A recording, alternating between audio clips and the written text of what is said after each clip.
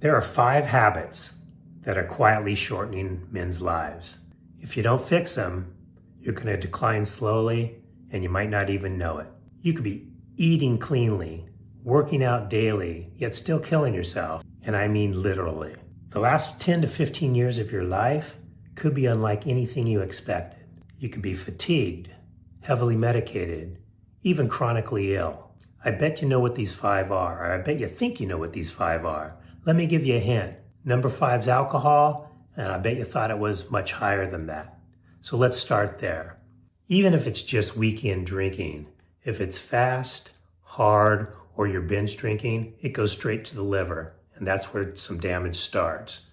Alcohol causes many problems. It could cause heart disease, it could cause cancer, it could cause dementia, amongst a bunch of other problems. Yet, it also produces lots of quality things, we think. It lowers our inhibitions, it relaxes us, it sets a mood, causes us to laugh and think things are funny. I've enjoyed alcohol for many, many years. I stopped about 13 months ago. Not to jump to the punchline, but I've never felt better. At first, it was a little uncomfortable because I felt like I was a dud. I was, just having problems connecting with people because everybody's drinking and having a great time, or at least they think they're having a great time. They don't know that slowly they're doing damage. So I decided to stop, but at first I missed it. We know that problems come with alcohol, yet we've been told that a little bit is actually good for us.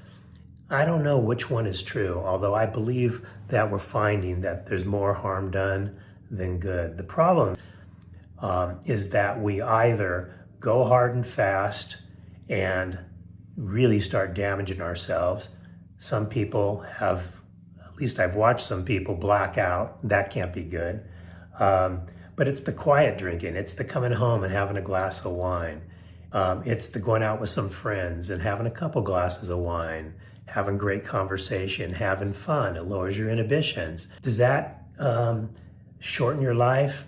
I don't know, because if you're having fun and you're enjoying your friends and that joy and company, those are good things that help with life. So how could alcohol be that bad? Well, science is telling us that it is. And I can tell you that I feel so much better. The problem is we don't just have one little glass of wine. We tend to have more than that. And we tend to rely on it for a good time to reduce stress. And I think that's where the problem happens. When you rely on alcohol and need alcohol to change your personality a little bit, maybe reduce anxiety, you're actually really causing anxiety. I found myself, even when I was just having maybe a glass of wine, it was actually 2 or 3 and then reduced down to 1, I would still wake up a little bit tired in the morning. I just didn't have all the energy. At least I didn't realize that until I stopped drinking.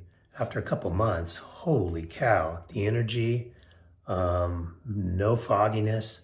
I felt so good that I realized that when I did have a drink and I felt a little tired, I knew I wasn't hungover, but I just didn't have that zest for life. And so alcohol, it's number 5, but there are 4 worse than alcohol. Number 4, we'll move to chronic stress. And arguably, chronic stress could even be all the way up to number 1. Stress definitely takes somewhere between 2 and 10 years off of our life. The problem with stress is it becomes habitual. Early on, we either compare ourselves to others, or worry, or stress out about things, anxiety, anger. All those things are caused from stress. You see, stress produces cortisol, and cortisol is bad. It produces anxiety. It contributes to anger and mood fluctuations, depression, and it's chronic stress that can absolutely lead to problems like dementia and heart attacks and even cancer. Those are the big 3. And stress is very hard to manage. For me, some of the things I've started to reduce stress, because I used to feel it frequently because I was Working hard, I'm driven, I want to get better, but if you don't really take the right perspective on growth and on getting things done, enjoyment of the process instead of stress of the lack of getting it done, I think you could feel it cause inflammation and just tension in your body. So what I've done is I've created some quiet time for myself, and that's what they say. The experts are saying at least a few minutes every morning. Some are now saying maybe up to an hour. I try to just get quiet time where I can meditate, think. I lay on a PMF mat, and it's my time for just gathering my thoughts. Another thing you can do is journal. So get out a piece of paper and start writing some things about your day, things that you're winning with, things that you're needing to improve, and especially think about the things you're most that you have the most gratitude towards. Gratitude definitely reduces stress. It's hard to be stressed or upset or depressed when you're thinking about all the things you're grateful for. That has been one of the things that just pulls me out of any funks or any stress. Another thing is sauna. Sauna could reduce inflammation and stress. Hot baths could do the same thing. Being around quality friends and people, having some things that I call play, whether that's skiing or golf or fishing or playing pickleball. I like outdoor activities. It could be reading, it could be the arts, but things like that pull stress away. Now, you can't get away from the everyday stresses of life, but you can make time for yourself to relieve the stress by doing other things you enjoy, and that brings the stress down. Number 3 is social isolation. And this is a big one because you don't even know what's happening. Through school, grammar school, high school, you align with a lot of people. A lot of people become your friends. In fact, your friends are almost everything. You play sports with them, you study with them, you go to class with them, and you're around people all the time. Same thing as you move on, high school and college. Generally, you have friends, you have the teachers. Then you move on to jobs and you meet people where you work. But as you find love and you get married and you have kids, all your social surroundings begin to get smaller. Slowly, especially men, focus specifically on their spouse and their family and their work, and friendships drift apart because they're doing the same thing.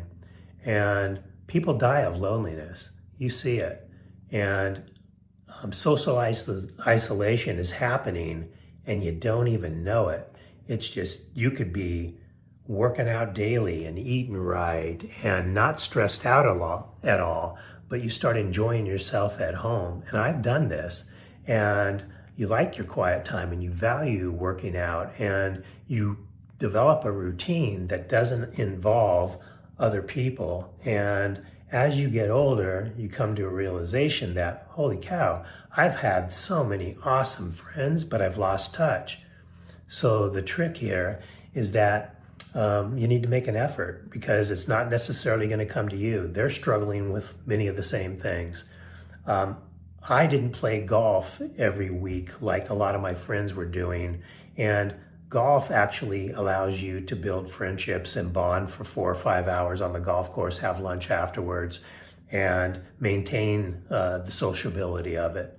But when you pull yourself away from golf because I was working too many hours or worked other things I enjoyed more, I found myself not liking to be out 5 hours a day. I didn't like the drinking or the things after golf. So I decided to play a lot less golf, maybe play 9 holes and call it a day. But, it's coming to this place that you realize that you need to find friends, and you need to find friends that align with your interests. As we grow up, they're not necessarily, or as we drift apart, we all have different interests. So we don't know that we're drifting apart because they're doing their thing and we're doing our thing, and over time, friendships dwindle a little bit. So I think it's important to find some ways to bring yourselves around groups and communities. There are community events, hard to attend when you haven't been going to them, but find clubs like ski clubs, golf clubs, cycling clubs. Several years ago, I started a fundraising group that raised money for leukemia, and in that process made so many friends and did that for 5 years and built some really good relationships. But then I stopped cycling, life changed, went in another direction, and those friendships dwindled.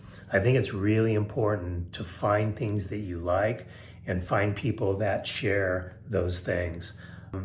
Picking up the phone and calling an old friend and meeting them for a cup of coffee, gathering some friends or your wife and their friends and going out to dinner is another way. We have a travel group now that we travel 3 times or so a year to bucket list adventure stuff, and we've made really good friends with all of those people. That's really, really important. But beyond just your family and your immediate people at work, what are you doing to make sure that you're building friendships, that you have somebody that you can go to when there's an issue, people that can come to you who need some guidance? I think it's really important that if you're over 40 years old, that you work really hard at establishing new relationships and maintaining the relationships that matter. And number 2 on the list, that's sleep. We're not sleeping enough. Work, stress, all the things that we've talked about lead to a lack of sleep. And if you're getting anything less than 7 hours, you may think you're getting enough, but I can assure you, you need 7 to 9 hours of sleep for your body to recover, to maintain and gain strength, to have your mind stay sharp and focused, keep brain fog out of the way.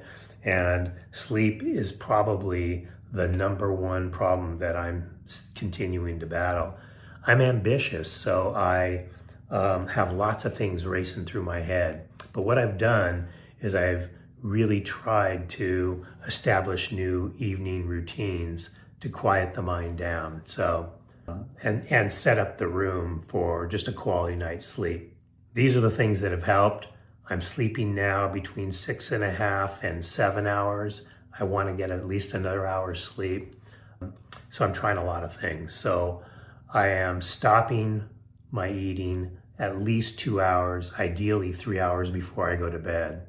And don't laugh, I go to bed about 8:30, maybe 9 o'clock here in the, as is approaching us and the days are longer. So I go to bed about 8:30 because I get up about 4:30, that's 8 hours. I hope to fall asleep right away, but I lay there with my mind racing, and oftentimes I'll wake up once during the middle of the night and try to get back to sleep, and apparently it's cutting off a couple hours. That's why I end up with about 6.5. So I try to get to bed at 8:30. I want to stop eating at 5:36. And I've been pretty consistent with getting my done at 5:36 and getting to bed by 8:39. So that has helped. Also, I've tried to limit like light and gadgets in my face. Those are very stimulating. LED lights turn your on. It doesn't calm things down. So I've quieted my space, quieted the room a little bit, reduced the light, and actually purchased some blue light glasses that have really helped and gives me to relax. So now when I look at screens or look at a TV, at least it's through a different light, and that seems to be helping a little bit.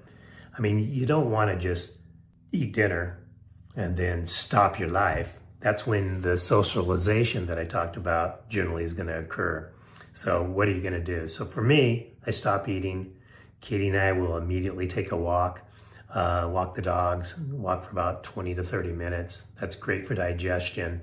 It lowers the heart rate, and that's key. They're finding that lowering your heart rate as much as possible before you go to bed is the key to falling and staying asleep. So I'm really trying to do that. purchased an Oura ring a few years ago, and while it does, when you're competitive, cause a little bit of anxiety, what's my score, what are my problems, if you take a different approach and look at it as data being produced for you to show you where you're improving or where you need to focus, it really helps. It's one of the first things I do in the morning is look at my results of my Oura ring and see where I've improved and see where I've struggled a little bit.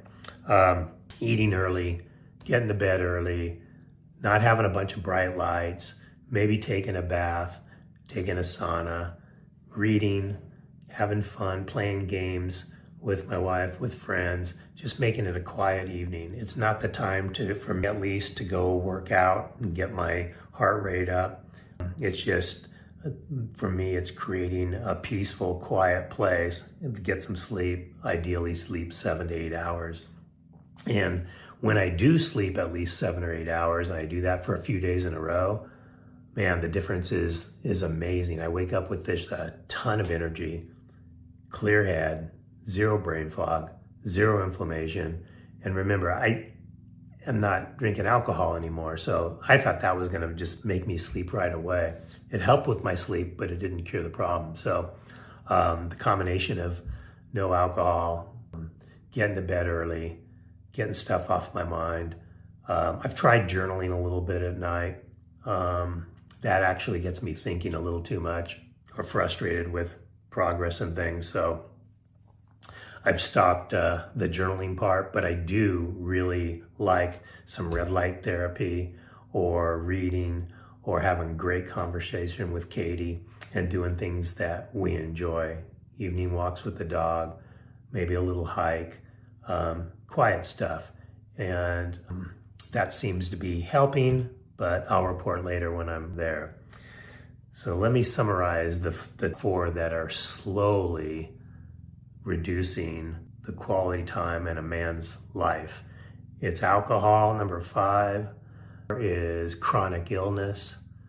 Number 3 is no social life. Let me rephrase that. Number 5, the alcohol. Number 4 is chronic stress. And number 3 is sociability, your social life. Number 2 is sleep. And number 1, believe it or not, it's something you're doing probably right now. It's something I'm doing. It's sitting. I think we get in habits of things. In work, my job involves quite a bit of sitting. At home, when you have dinner, we're sitting. When we're watching TV or working on a computer, we're generally sitting. Driving places, we're in a car. Having lunch with friends, we're sitting. We sit a lot, and sitting is the new smoking. It is the worst thing for us. We're not getting movement. We're not, it's our pressure and our inflammation. And sitting is the thing that is like just slowly killing us. So as I say all these things, can you see that they're all tied together? I mean, we get in this habit in life after we get married and have kids and get in this routine, but that's typically when the drinking becomes a social habit. It leads to sleep problems. Our jobs, we're sitting. Our health starts to deteriorate a little bit. We have some cocktails over the stress. We slowly distance ourselves from our friends. Our sleep gets affected. We don't have energy to exercise. Instead, we're thinking we're going to do it soon. And it's those things that generally don't come to mind with trying to live a long time, or at least live a normal, healthy life. We hear that our lifespan is somewhere as a male in the early 80s and the female mid to late 80s. In reality, the average lifespan of a male is only 73. Can you believe that? And the average lifespan of a female is in the high 70s. It's about 6 years, 5 years to 6 years longer. And that's an average. So as you get over 40, 50, and 60, you're getting close. And you don't want those last 10 or 15 years to be just tired and heavily medicated and with chronic illness. You want to be able to do the things you've loved, do the things that you've done for the majority of your young life. But we tend to think we're getting old and therefore can't do those things. But I'm here to say it's our lifestyle that ages us, not the years. I know many people will say that's bullshit, that as you get older, that just happens. And I think we just change our activities, change our thinking, and it's those quiet things. So we can be going to the gym every day and getting some exercise, and we can be eating cleanly. But man, if we're drinking too much and we're not sleeping well and we're sitting and we're stressed and we don't have any friends, that's when we get old. It's our lifestyle that ages us, not the... So I invite you all to think about this and think about quiet little adjustments that you could make on purpose that'll add quality to your years. You just are going to live for as long as you're going to live, but you could move your lifestyle around a little bit so those years are better. And if those years are better, you're probably going to live better longer. And that's my thing. So I have daily disciplines around exercise and movement. I have disciplines about what I'm eating and how I take care of myself. But it's these quiet ones, these ones that unknowingly just creep up over time that you realize, oh, something's wrong and I'm not feeling that well. I've got some brain fog. I've got a backache. My knee's hurting. Well, if you look deeper as to how these things are occurring, I could almost guarantee it's one of these 5 things. So if you like this video, if you want more of it, 120 Inspired is for people over 40 years old that are looking to live better, live longer, second half of life. For you under 40 that want to get on the right track and stay on the right track, follow me and we're going to have a good time.